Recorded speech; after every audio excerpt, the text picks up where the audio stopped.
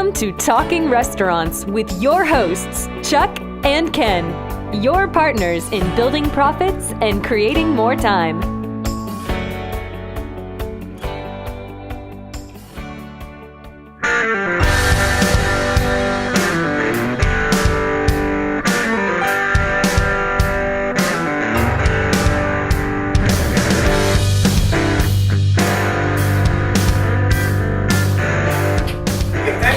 Talking Restaurants. Today's our third segment on our third soup, which is super cost effective. It's going to be a third of the cost if you were to buy this soup, and it's super easy to make the consistency and the quality time in and time out. So let's start with the Italian wedding meatballs. They're a 1/4 ounce. You can buy these from any one of your vendors, and I would suggest not making them yourself because it would take hours and hours and hours. Then we have fresh Spanish onions, fresh garlic, fresh celery. Here we have chopped spinach. This is what you're going to be putting in to make the nice color, make the nice vegetable, and your arancini di pepe. Now this is also going to be used as a thickener. When you add this to your product, you're going to cook it al dente and let it finish cooking in the soup, which is going to allow the starch to thicken that soup just a little bit so it's not like water. A little bit of black pepper, some chicken base, your measuring spoons, wire whisk, and your cooking kettle. We're going to have it all costed out for you, what you would pay if you bought it per ounce, and what it's going to cost you per ounce to make it yourself, and how simple and easy it really is. And all of our recipes will be on our website, available free, 100% free to you, the restaurant operator. Okay, so we're doing an Italian wedding soup here, and we took our 3½ cups of onions, our 3 tablespoons of fresh minced garlic, and we are sauteing it to the transparent color like so. Then you're going to dump in 4 cups of celery,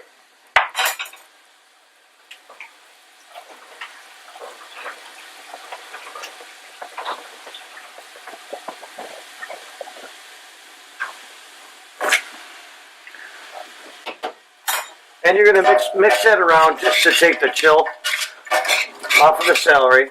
You're not cooking that down.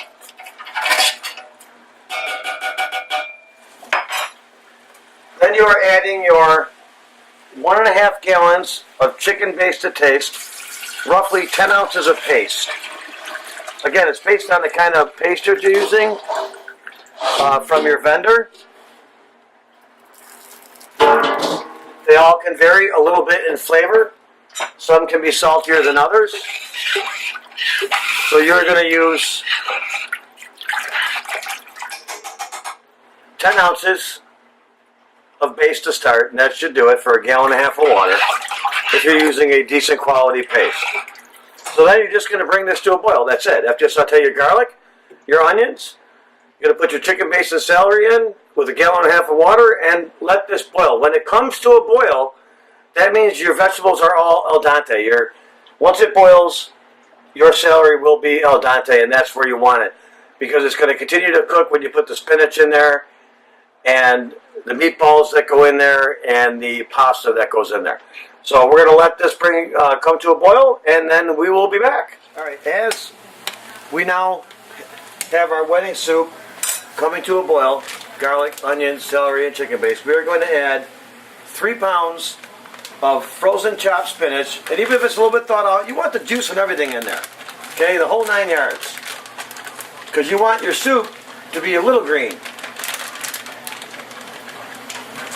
Okay, so we're going to put the 3 pounds of spinach in.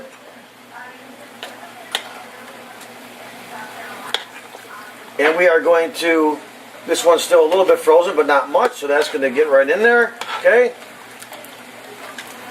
Now look at that. Take a look at how that's starting to turn a nice wedding soup color, okay? So as that's cooking now, once that comes to a boil, your spinach is done, once again. But by putting the cold spinach in, It cools your product down, gives it a chance to reheat back up, and make sure that that spinach is all nice and cooked and tender. Meanwhile, we have our water boiling for our Ancini di Pepe. And we are going to cook about, for this size of a batch, we're going to do about a half a pound.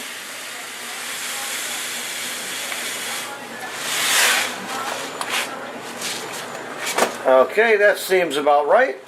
And just maybe a touch more, okay?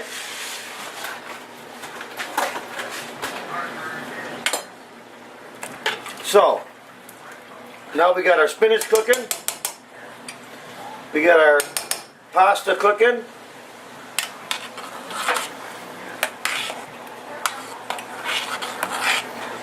So we let our pasta cook, we let our spinach cook, and then we'll be back to the final stages in a few minutes. Okay, we now have our wedding soup boiling, okay? So what we're going to do, we added a half a tablespoon of granulated garlic for that extra little kick that Italian soups have, okay? Bada bing.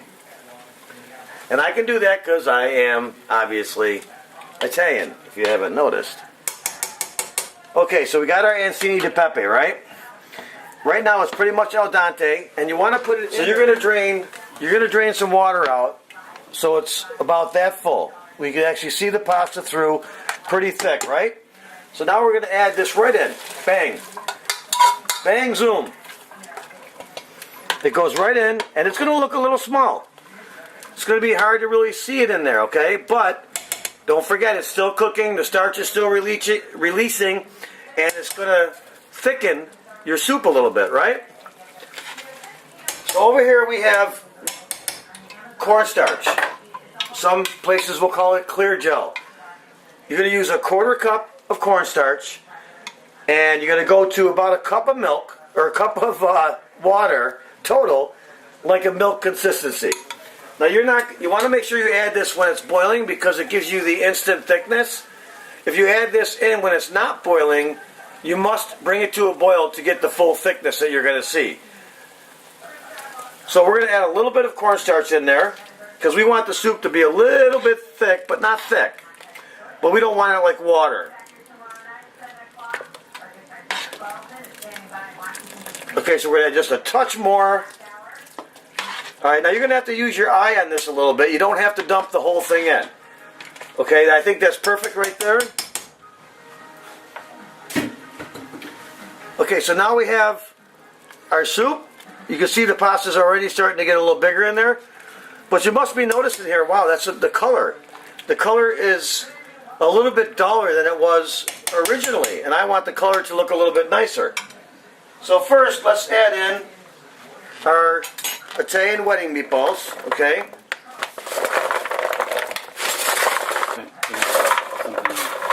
Okay, so we're putting our wedding meatballs in. And we're going to let this cook for a little bit. Because we're going to taste it. Now that we added some more water and we added the cornstarch and water, we probably dulled the flavor a little bit. So we want to retaste it to make sure, and then add a little chicken base if necessary. So make sure you do not double dip. You get a fresh spoon. Just take some of the juice there. Okay, let it cool. Alright, so I tasted the soup because when we added the extra water and the cornstarch, we wanted to make sure we don't dull the flavor, okay? In this case, we didn't because we had a nice quality chicken base that we used. But sometimes you will dull the flavor. But before you add anything else, make sure you taste it. Right now, we're tasting pretty good. Everything looks really good.